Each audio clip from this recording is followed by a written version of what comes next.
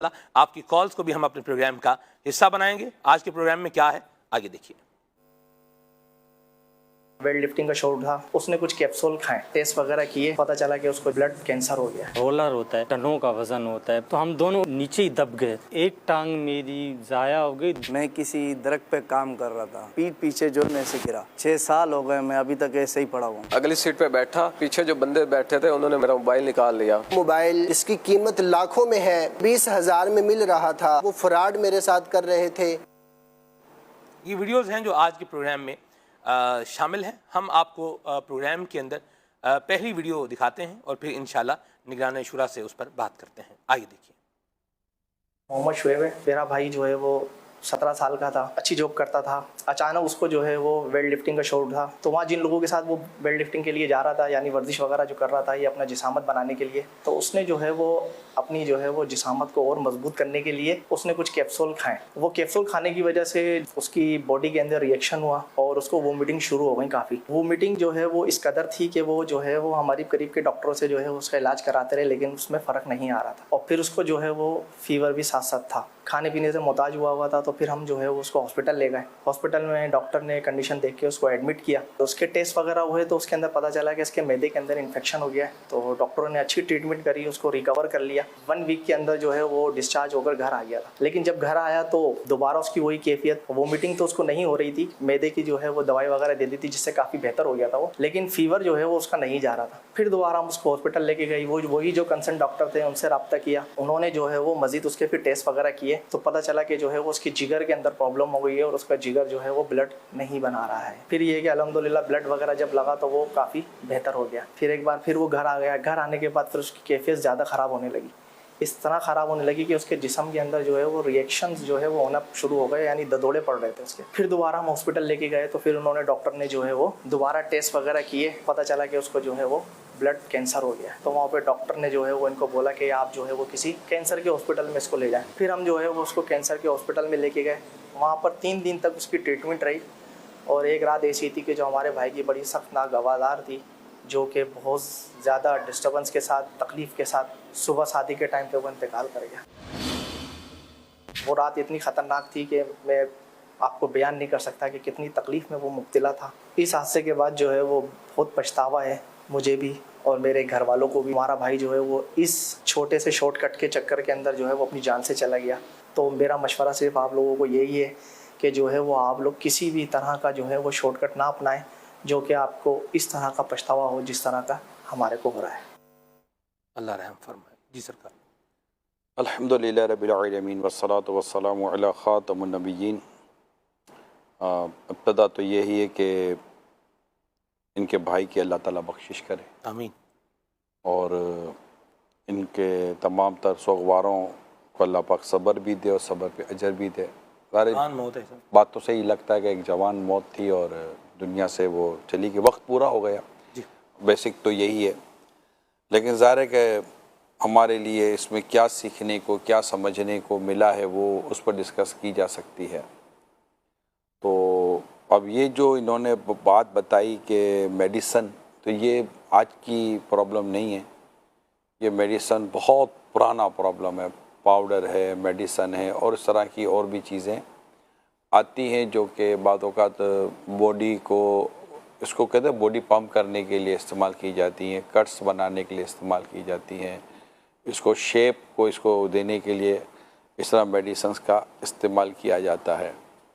और मैं शुरू से इसको सुनता चला आ रहा हूँ, जब मैं दावत इस्लामी में नहीं था तब से मुझे इसके बारे में आगाही है कि मेडिसन का उम्मी तौर पर जो है वो साइड इफ़ेक्ट है मेडिसन का, क्योंकि ये नेचर से हटकर आपको लेके जा रही होती है चीज़ें, और फिर इसकी वजह से लोग यह सब बस कंपटीशन के नाम पर और कुछ, क्योंकि एक्सरसाइज जो जनरल है, नॉर्मल एक्सरसाइज जिसको कहते हैं फिट रहने के लिए, सेहतमंद रहने के लिए, कि आपके हाथ पैर गर्दन जिस्म के कमर वगैरह ये आपके मतलब के मुतदिल रहें, बैलेंस पे रहें और इसमें कोई ऐसी एबनॉर्मलिटी पैदा ना हो, उसके लिए कोई हल्की फुल्की सी एक्सरसाइज होती हैं जो लोग कर रहे होते हैं, वॉकिंग कर रहे होते हैं, कुछ हाथ पैर को एक्सरसाइज के तौर पर उंगलियों का कर रहे होते हैं, नेक एक्सरसाइज कर रहे होते हैं, और बाज़ बैकबोन की एक्सरसाइज है, थाइज एक्सरसाइज है, बहुत सारी एक्सरसाइज हैं, घुटने की एक्सरसाइज हैं, आपके जो एंकल हैं, टखने इसकी एक्सरसाइज होती हैं। तो ये बहुत सारी एक्सरसाइज होती हैं, इवन कि आँखों की एक्सरसाइज होती है कि आँखों को आप मूव करते रहें। तो अब लेकिन इसके लिए कोई मेडिसिन की ज़रूरत नहीं होती है। तो एक्सरसाइज एक अलग टॉपिक है, वेट लिफ्टिंग एक अलग टॉपिक है, ठीक, बॉडी बिल्डिंग जिसका आप उमूमन नाम ले लेते हैं जी। तो ये जो जिम होते हैं इसमें दोनों चीज़ें चल रही होती हैं। लोग जाकर अपनी हल्की फुर्ती सी एक्सरसाइज भी कर रहे होते हैं, ट्रेडमिल का यूज़ कर रहे होते हैं, साइकिलिंग यूज़ कर रहे होते हैं, वगैरह वगैरह। तो अब जिम में भी तभी जाना चाहिए जबकि जिम का माहौल शरीयत के मुताबिक हो। जो मेरी इत्तला के मुताबिक बहुत सारे जिम के माहौल शरीयत के मुताबिक नहीं है, तो आदमी फिर हल्की फुल्की चीज़ अपने घर में ही अरेंज कर लेता है। लेकिन नॉर्मली पार्क हमारे यहाँ बने हुए हैं और पार्क में लोग जाते हैं और पार्क में जाकर लोग चहलकदमी भी करते हैं। पार्क में कुछ रॉड्स वगैरह भी लगी हुई होती हैं, कुछ ना कुछ इस तरह की चीज़ें लगी हुई होती है कि आप हल्की फुल्की सी एक्सरसाइज कर सकें हैं। अपने साथ कोई चादर मैट ले जाएं तो फिर लेट कर कुछ करने का होता है। तो ये सब चीज़, लेकिन कहीं भी आपको मेडिसिन रिकमेंड नहीं की जाएगी। ये जो दवाई का उन्होंने कहा ना, वो नेक्स्ट स्टेज पर लोग लेके जाती है। जो बॉडी बिल्डिंग कर रहे होते हैं, तो बॉडी बिल्डिंग के नाम पर जिन्हें कंपटीशन में आना होता है और अपनी बॉडी को इन्होंने दिखाना होता है, मुकाबले में आना होता है, या फिर दोस्तों में ही ऐसा कल्चर है, दोस्तों में ऐसा माहौल बना हुआ है जहाँ पर मतलब कि एक दूसरे के साथ इस तरह की चीज़ें चल रही होती है। फिर एक दोस्त खा रहा तो दूसरा दोस्त भी खाएगा, तो भी ये है। और नतीजा आपके सामने है कि मेडिसन से एक इन्फेक्शन से, अब मुमकिन है कि मेडिसन ही से इन्फेक्शन हुआ हो, ये भी एक क्वेश्चन मार्क तो है। लेकिन इनकी जो स्टोरी है ना, वो बिलोंग कर रही है, डिटेल जो बता रहे हैं ये जा इसी तरफ रही है कि मेडिसन के यूज़ के बाद इनके मतलब के इन्फेक्शन का प्रॉब्लम शुरू हुआ और ये सब चीज़ें होती चली गई। खैर, जो वही होता है जो अल्लाह को मंजूर होता है। लेकिन मेरी तमाम नौजवानों से, क्योंकि ज़्यादातर इसमें नौजवान हमारे ज़्यादा इन्वॉल्व होते हैं और मुझे ये पता है कि एक क्रेज़ है, समझो, मेडिसन, ये बॉडी बिल्डिंग का क्रेज़ है, बिल्कुल क्रेज़ है। और बॉडी शेप के ताल्लुक से एक अजीब व गरीब एक मेंटेलिटी डेवलप हुई है, इस्टेब्लिश हुई है। ये तो पॉजिटिव है, नेगेटिव है, होना चाहिए, नहीं होना चाहिए, होना चाहिए तो किस कदर होना चाहिए, नहीं होना चाहिए तो क्यों नहीं होना। इन्नमल अमालु बिन्नियात, अमल का दारोमदार नीयत पर है। एक बिंगे मुस्लिम हमें जो भी चीज़ करनी है, सोचनी है, वो एक अल्लाह और उसके रसूल के अहकाम, दीन मतीन के अहकाम को सामने रख कर करना है। हदीस से बड़ी वाज़ेह है कि अल्लाह पाक को सेहतमंद मोमिन बीमार मोमिन से ज़्यादा पसंद है। जी बिल्कुल। यानी यहाँ बीमार में कमज़ोर को भी बयान किया गया है कि एक ताकतवर मोमिन, एक कवी मोमिन, एक कमज़ोर मोमिन के मुकाबले में अल्लाह को ज़्यादा पसंद है। और इसकी वजह जो शुरुआत में मैंने पढ़ी है वो ये है कि एक सेहतमंद और एक तवाना तंदुरुस्त मुसलमान अपने रब की इबादत करने में, रोज़े नमाज में, हज में, हुकूक़ की बजावरी में और बहुत सारे दीन और दुनिया और आखरत के कामों में वो एक बेहतर तरीके से परफॉर्म कर लेता है। लेकिन जब एक बीमार आदमी होता है तो उससे अपने फ़राइज़ पूरे नहीं पड़े जाते, वो दीगर इबादत में फिर सुस्त हो जाएगा, रोज़े नहीं रख सकेगा, हज के लिए जाना चाहेगा तो उसके लिए काफ़ी बात सोचेगा, यार कैसे अरफात में जाऊंगा, तो कैसे मीना जाऊंगा, तो तवाफ़ कैसे करूंगा, तो सही कैसे करूंगा। वो अपनी वो मर्ज़ और अपनी बीमारी की वजह से इस मामले में वो गौर व फिक्र करता रहेगा। तो अपने आप को सेहतमंद रखना कि अल्लाह पाक की इबादत के लिए और अपने दुनिया और आखरत के बेहतर कामों के लिए, तो इसके लिए एक्सरसाइज काफ़ी होती है। बॉडी बिल्डिंग ये बेसिकली जो मैं समझ पाया हूँ बॉडी बिल्डिंग को, वो ज़्यादातर आपको लेके किसी और तरफ भी चली जाती है। एक्सरसाइज करने से जनरली उमूमी तौर पर आप किसी तकब्बुर का शिकार हो जाएं इसका चांस कम है, और बॉडी बिल्डिंग की वजह से आप एक आपकी चाल मुतकब्बिर वाली चाल, मगरूर वाली चाल आपकी हो जाए, इसका चांस ज़्यादा है। और फिर वो कि फिर जब आप आम बनाएंगे तो फिर आर्म भी दिखाएंगे, और बदकिस्मती के साथ जब आप थाइस बनाएंगे फिर थाइस भी दिखाएंगे, तो फिर ये जो कुछ शोल्डर बनाएंगे तो आप शोल्डर भी दिखाएंगे, जब चेस्ट बनाएंगे तो फिर चेस्ट भी दिखाएंगे, फिर सारी चीज़ें आदमी को परेशान कर सकती हैं। तो कर क्यों रहा है ये ज़रूर देखा जाएगा। सही, इसी के बाद ही डेफिनेटली आप हुक्म लगा सकते हैं ना, हर चीज़ को नाजायज़ भी नहीं कर सकते सही, कि ये मतलब कि बिल्कुल नाजायज़ होगा, ये बिल्कुल हराम होगा। सही। तो कर क्यों रहे हैं, आपकी नीयत क्या है, फिर उस नीयत पर भी क्या वो नाजायज़ का हुक्म लगेगा नहीं लगेगा ये देखना है कि ये नीयत सिर्फ मज़मूम की हद तक है कि इसकी मजम्मत की जाएगी, नहीं करनी चाहिए थी, बुरी नीयत है, या वाकई इसकी शरई गिरफ्त है। जी। तो डेफिनेटली ये जब तक उस शख्स से ही वो गौर करना पड़ेगा उसको कि मैं ये क्यों कर रहा हूँ। फिर जहाँ कर रहा हूँ वो देखा जाएगा कि मेल फीमेल का साथ है। अब औरतें मर्द अगर साथ मिलकर ही ये सारा कुछ कर रहे हैं तो भी बहुत बड़ी मुसीबत है, और उसकी डेफिनेट शरीयत इजाज़त कैसे देगी। इस तरह अगर वहाँ म्यूज़िक चल रहा है और इस तरह की चीज़ें चाहिए जो भी खिलाफ शरअ चीज़ें अगर उस एरिया के अंदर हैं तो उसकी तो ज़ाहिर है कि शरीयत इजाज़त नहीं देगी। या फिर ये कि किसी के बदन के उस हिस्से की तरफ नज़र जाती है जो खुला हुआ जिसका देखना शरीयत ने जायज़ नहीं रखा, सित्र औरत है, मर्द के साथ भी है, तो औरत का तो मामला बिल्कुल भी जुदा हो जाएगा। तो यूँ फिर ये सारी चीज़ें देखनी पड़ेंगी। तो ये मतलब एक बड़ा टॉपिक है, लेकिन यहाँ पर मैं सिर्फ आपके सवाल पर मैंने चंद चीज़ें अर्ज़ कर दी हैं। यहाँ पर जो मेन है टॉपिक है वो मेडिसन है। मैं यही अर्ज़ करूँगा तमाम तर देखने सुनने वालों को कि मेहरबानी करके आप किसी सूरत भी ना मेडिसन की तरफ जाएं, किसी सूरत ना आप पाउडर की तरफ जाएं, ना किसी सूरत आप किसी इंजेक्शन की तरफ जाएं। मेरा मशवरा होगा किसी सूरत ना किसी एनर्जी ड्रिंक की तरफ जाएं, आप ना जाएं, क्योंकि मुझे कुछ ना कुछ इस चीज़ों के बारे में नॉलेज है, तो मैंने आपको दरख्वास्त की है। और मेरी बात को आप किसी अच्छे डॉक्टर से आप उसको वेरीफाई भी कर सकते हैं। हमारे पास डॉक्टर साहब के व्यूज़ भी हैं, चलें शामिल करते हैं। जी,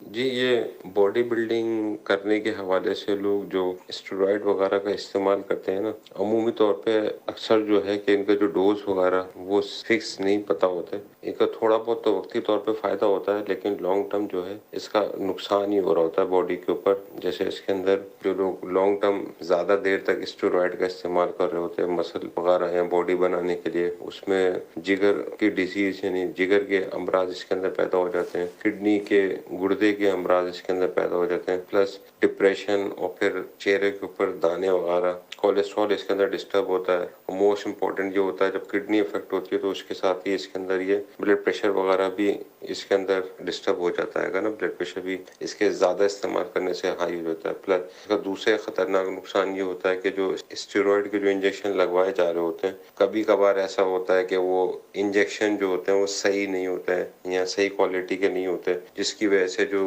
दूसरी बीमारियां हैं, हेपेटाइटिस बी है, हेपेटाइटिस सी, उस फैलने का भी अंदेशा होता है। और जिस जगह पे इंजेक्शन लगाया जा रहा होता है उसका तो मोस्ट कॉमन यही है कि उसमें नर्व कंप्रेस होती है, नर्व का जो शैटिका की पेन हो जाती है, ये भी इसके अंदर आ जाता है। लेकिन ये इस तरह की बॉडी बिल्डिंग एक्सरसाइज वगैरह करने के बाद जो लोग स्टेरॉइड इस्तेमाल करते हैं और लॉन्ग टर्म इस्तेमाल करते रहते हैं, इसके काफ़ी अंदरूनी जिस्म के अंदर ना डैमेजेस आना शुरू हो जाते हैं जो लॉन्ग टर्म इंसान की ज़िंदगी के लिए फ़ायदेमंद नहीं होते हैं। अल्लाह हिफाजत फरमाए। हम वही बात है, वही बात जो मैंने अर्ज़ की है। जी, ऐसा बाज़ लोगों को मोटा होने का शौक़ है और बाज़ को तो अपना वेट कम करना होता है, ये भी इससे कार होता इससे थोड़ा सा इख्तलाफ करूंगा। मोटा होने का शौक तो शायद किसी को नहीं होता होगा, जो मेरा मैं देखिए भारी बात बता रहा हूँ आपको। मैं कुछ और अर्ज़ नहीं आप फरमाएं जो आप फरमा रहे हैं, उस पर वो नहीं है। लेकिन मैंने एक चीज़ देखी, एक आदमी था जो कमज़ोर था। मैं इसी पर आ रहा था जी। इसको मोटा होना नहीं कहेंगे, इंतहाई कमज़ोर लोग होते हैं जिनके हड्डियों पर गोश्त जमता तक नहीं है, वो हड्डियों का ढांचा बने हुए होते हैं नॉर्मली। तो उनको सेहतमंद होने का एक होता है कि हमारी जो बॉडी है वो गोश्त पकड़े, जिसको गोश्त पोस्ट आप कहते हैं। तो मोटा होना कौन पसंद करेगा? यानी कि मोटा होना तो फिर मोटा होना था, फिर मोटा तो फिर आगे जाकर एक बीमारी बन जाती है, मतलब कि ओबेसिटी की तरफ फिर बंदे को लेके जाता है। और फिर वो बॉडी के अंदर उसका यानी फिर 3 प्रॉब्लम साथ चल रहे होते हैं, वेट, फैट और पेट। अब इन तीनों को कौन कैरी करेगा यार? ना वेट कैरी होगा, ना फैट कैरी होगा, ना पेट कैरी होगा। उन तीनों के साथ कौन जीना पसंद करता है? जनरली तो कोई भी इसको पसंद नहीं करता। मैं इसलिए आपको अर्ज़ किया था, जो मैं आपको अर्ज़ कर रहा था वो यही था कि मोटा होना कोई पसंद नहीं करता, इंतहाई कमज़ोर होते हैं। यानी बातों का ऐसा था कि बाद ऐसे कमज़ोर होते हैं कि जेब में अगर कोई किचन और मोबाइल वगैरह रखे तो अपने बोले इसको 2-4 और मोबाइल या किचन डालो ताकि इसका थोड़ा वेट हो, वरना को हवा उड़ा कर ना ले जाए। ऐसी कुछ तबई के तौर पर बिल्कुल तिनका, जिसको मुमून हमारे तिनका पहलवान भी बोलते थे ना, बिल्कुल तिनका होता है वो। तो इस तरह के लोग होते हैं, तो उनको बाकायदा ये भी एक प्रॉब्लम है कि इनका खाना इनके जिस्म को पकड़ता ही नहीं है। अच्छा, अब ऐसे लोगों का मैं आपको मसला बताता हूँ। अब ऐसे लोग जो ना सलमान बाबू खाने पीने में बड़े फिर खुले टुले हो जाते हैं। वो कहते हैं कि यार खाओ पियो, हमारा खाना लगता ही नहीं है। इसको बादों के लोग कहते हैं, खाते इतना पेट भर के खाता है कि लोग फारिग हो जाते हैं, ये खाया चला जा रहा होता है। तो उसको कहने वाले कहते तेरा खाना जाता किधर है जी, हैं, तेरा खाना जाता है किधर? अच्छा, अब ये इसको लगता है कि मेरा खाना तो कहीं भी जा ही नहीं रहा है, वो खा रहा है। सब बास खाना जो है ना, ये आपका फैट नहीं बढ़ा रहा, ये आपका वेट नहीं बढ़ा रहा, मगर आपके मैदे में ज़रूर जा रहा है। ये तो आप भी इनकार नहीं करेंगे।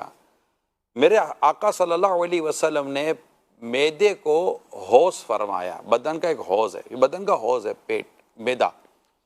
अब इस पे तो जा रहा है, वो खाना जो आपके मैदे में गया वो उसके अज्जा आपके ब्लड में तो आ रहे हैं।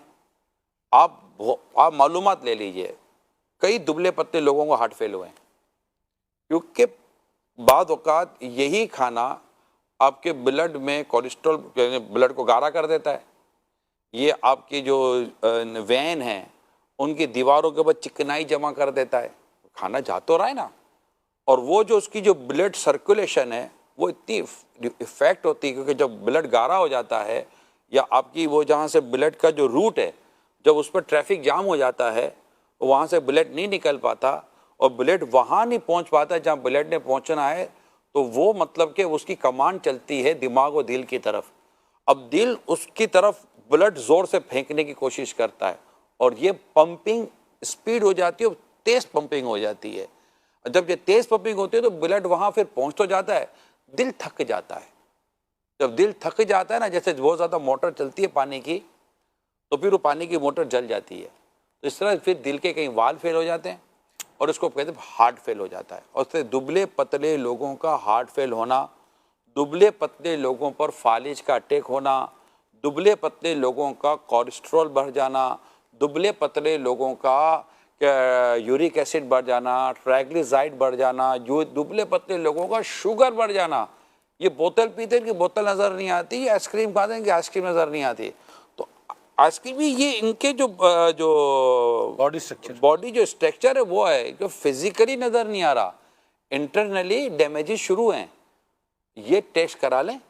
इस तरह के जो बेहतियात किस्म की जो अगर मुझे सुन रहे हैं मेल फीमेल, आप लेबॉर्ट्री टेस्ट करवा लें, आपके सामने रिपोर्ट आ जाएगी। रिपोर्ट अच्छी है, अल्लाह का शुक्र अदा कीजिएगा। अगर रिपोर्ट सही नहीं है तो एहतियात कीजिएगा। तो ये होता है। तो लोगों को मतलब कि ये आते हैं लोग बाकायदा, इसके मेडिकल ट्रीटमेंट हैं कि फिर ऐसी ग़िज़ाएँ दी जाती है। हिकमत में ऐसा इलाज मौजूद है कि जो आप खाते हैं तो फिर आपके हड्डियों पर गोश्त बनना शुरू हो जाता है। यानी कि बिल्कुल जिस्म एक मुतदिल होना चाहिए। मेन चीज़ है वीकनेस ना हो सलमान भाई, वीकनेस ना हो, इम्यून सिस्टम कमज़ोर ना हो।